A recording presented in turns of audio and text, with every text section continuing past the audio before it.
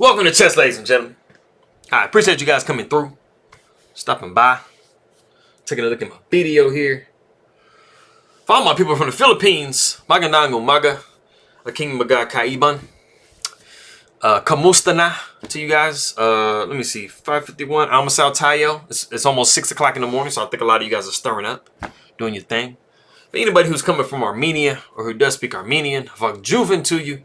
Merci for coming by and stopping and taking a look at my video. So as you guys know, we are in the knockout portion of the new in chess classic. So this is round 1, and I have this game here from round 3 for you between Wesley and Levon Aronian. Classic matchup. They played each other like 5,000 times before. I'm just playing. They played each other a lot. Very familiar with each other. Anyway, so like I said, this is the game. This is the third game from that match. You know, just a spoiler, Levon Aronian did take the first match. So we're going to kind of see how everything goes tomorrow for Wesley. But if you guys are ready, let's go ahead and jump in and take a look at the game. All right, so we got c4, knight to f6. So we start off with an English. We got knight to c3. We got e6, e4, d5, pawn takes d5, pawn takes d5. We have e5. So we have what is called the English opening McCannis Carl's variation. Now, McCannis was a Lithuanian chess master, you know, mid-1900s, early 1900s, mid-1900s. You know, he used to play like a lot of these, like where the knight comes and it gets attacked by a pawn and he kind of jumps somewhere type situation. So they ended up naming, you know, just a few openings after him, you know, where the knights kind of do that. One of them, you guys might be familiar when c4 or d4 comes. You know, knight comes to c6. Man, let me draw the arrows. Knight comes to c6, gets knocked around. They named it after a bunch of people. Anyway, the knight has to try to figure out where it's going to go. We see knight coming to e4, knight coming to f3. We got bishop to f5. We have d3, asking the knight where he wants to go again. Knight takes on c3, pawn takes on c3. We see c5. We got d4, queen to a5. Now, when you have like kind of like a floating c-pawn, you know, this queen to a5 can be kind of annoying, especially when you have like a Phi and Keto situation over here, because you might have the bishop kind of eyeing that square too. So you got to defend it some type of way. So we see bishop comes to d2, got knight to c6. So as you can see, you know, black is just adding a lot of pressure to this point. It's kind of similar to like when you're playing the French. You know, we got a pawn here, and so we're going to be playing c5. We're going to be trying to chip away and create a weak pawn on d4. So it's the same idea. So if you understand, you know, kind of positional plans, you know, this should stick out to you. So we see c4. Nice little discovery on the queen here. So the queen decides to go back to d8. We see queen to b3. Kind of like a little double attack situation. Not only are we threatening to take this pawn here, we're also threatening this pawn over here. So something has to give. So the bishop defends the d5 pawn. So we see queen takes b7. We got rook to c8. Pawn takes d5. And we see the novelty of the game now. Let me see. I think what was played before? I think bishop to g5 was played before. That was the move. Anyway, so we have a novelty as of pawn takes d5. Naturally, we have bishop takes d5. You know, of course, we're not going to have queen taken because we're going to be hanging our rook. So, you know, we don't play chess that way. So we got bishop takes d5. We have e6. This is a cute move here. And you have to be really kind of careful in this situation because your king is stuck in the middle of the board. And so we see bishop to e7. But if we did just say, hey, you know what? This knight is defended. Let's go ahead and snap off with the bishop, right? Well, you'd see bishop to b5, putting a double attack on the knight. You know, bishop coming to d5, which would be, you know, probably pretty legitimate. We would see castles. And as you can see, you know, we're having some pressure over here. So, you know, we don't really want to, you know, get into that. So we see bishop to e7. Not worrying about captures. So we see bishop takes, so pawn takes f7. King goes to f8. We see queen to a6. Knight takes d4, knight takes d4, pawn takes d4. We have bishop to b5. Possibly trying to see if we could try to hold on to this pawn some kind of way. But black says we're not having that. We see rook to c2. You have to be very careful. You know, you're not going to play something like bishop here, trying to hold on to the pawn. Further mess up the king, because you're going to see this. King takes. You're going to see bishop here. And as you can see, these bishops are really, really crazy. And this queen is going to have a chance to come out somewhere. So that's pretty scary. So we don't do that. We play bishop to a5. You know, get the bishop out of harm's way. Attack the queen. Queen comes to c8. We see queen takes c8. Rook takes c8. We see castles by white. So objectively, white's doing a little bit better.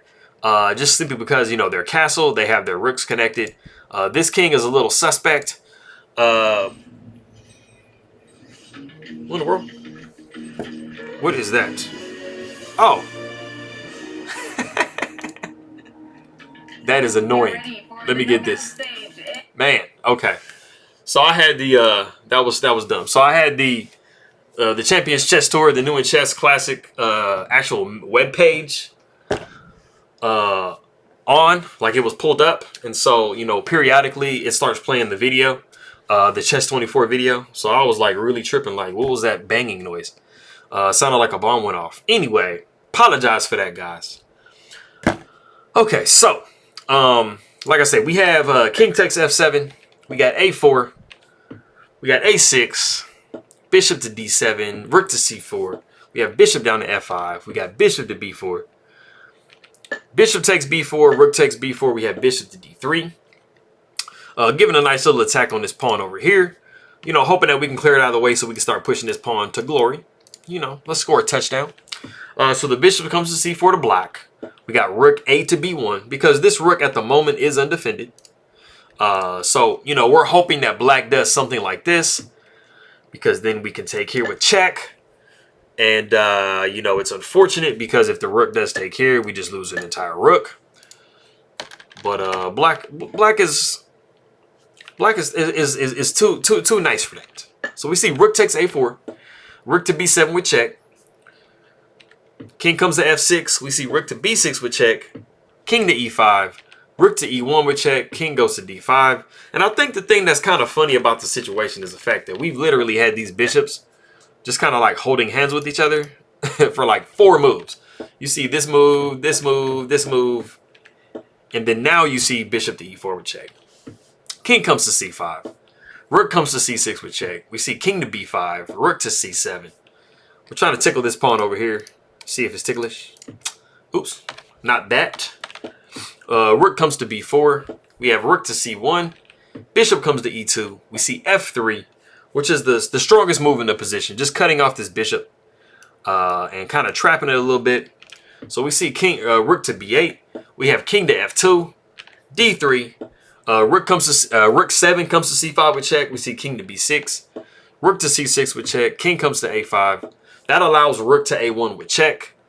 The king comes to b5, and we see rook c takes a6. We got rook to b2. Trying to throw a little discover attack on the king. We see king to e3. We see bishop to f1. Now, this might seem kind of crazy because you're like, wait a minute. This bishop is just kind of stuck down here with no protection, right? So it's just like free to take. The only thing that's unfortunate about the situation is you can't take this bishop, because if you do, the king is going to take this rook. And that's not a fair trade. Like, that's not where you want to be. So what I'm actually going to have you do is stop the video here and see what is a nice move for white to play. Go ahead and do so. Okay, cool. So this was actually what was played in the game. This was a really nice tactic that Wesley found, because like I said before, you know, you really want to win this bishop here. But it seems that there's no way to do so. But you can throw in a Zwischenzug, a little in-between move, and, you know, actually win the bishop. And that move is not that. It is bishop to c6 with check. Now, the problem that you had with this king attacking this rook is gone, because the king can't go here. The king can't go here. So he either has to move down or over. So, you know, Levon Aronian chooses one of those. So he moves king to c4. And then it is now that you're able to take the bishop on f1. You know, Levon Aronian was really disappointed. He felt like he calculated everything correctly. And his bishop was immune from capture, but he did not realize that bishop to c6 was possible. Now, I believe that this was a move. There's something that was a move in this position. There was actually a better move than that, but that was a cute little move. That was a nice tactic. It's fairly equal. So the king comes to c4, rook takes f1. We see rook to e2. King comes to f4, only move. We have rook takes g2. So basically what black's hope is that they're going to be able to snap off all of white's pawns, or they're going to be able to trade rooks down. But unfortunately, this pawn is like literally never going anywhere. So it's there between the two pawns, one is always going to be able to be protected. So that's kind of a dream. So we see rook to c1 with check. Rook comes to c2. You know, we're hoping for something like this when white falls asleep and, you know, is not able to protect this pawn down here after rook comes here. So we don't have that. We see rook a to a1 doing the safe protection of it. The king comes to d4. And now we see rook takes c2. And after rook takes c2, we see bishop to e4. And now we have everything protected. This pawn is under fire. And we also have the queening square under control. So we're good to go. So rook comes to f8. We see king to g3. King comes to e3. We see rook to c1. And now this pawn is undoubtedly going to fall. But we see rook takes f3, which doesn't really do much simply because you take with the bishop on f3. The rook takes on the king goes to d2, and then you actually have rook takes c2. And this whole capture is to make sure that you can grab the rook pawn for black. So the king comes to c2. We see bishop to e4. King comes to c3. Bishop takes on h7. And we see king to d4. King comes to f4. And then is in this position that Levon Aronian does resign the game. And for those of you that are familiar with the wrong colored rook pawn in game, where this bishop is not controlling this square, so it kind of seems like this should be able to be drawn. The only catch in the scenario right now is the fact that this white king is going to be able to shoulder and oppose black's king, and it's going to be able to successfully come and win this pawn. And that is the only reason why this is not drawn. If the king was a little bit closer, like let's say if we move the king and we kind of put the king up here or something like that, the king was in like the vicinity of this corner, it could actually swing over, give this pawn away, and then just hang out in the corner, and it is actually a draw. But like I said, because the king is too far away, it makes it winnable. So, you know, black would probably go here. I mean, it's a possibility. And then, you know, there's just not really anything that black can do. Black is not going to be able to, you know, get in the, let me see, is that a possibility? Let's go back down. Maybe something. No, we got to get the pawn on the light square. Yeah. Maybe not taking immediately. Pushing pawn first. Yes, there we go. Okay, that's the way you went. Good. I had to figure that out real quick. Anyway, so like I said, that is not a drawn in game. You can give up this bishop if you want to. As long as you take this pawn and you shoulder the king away, you're going to be able to push this pawn to victory, score a touchdown.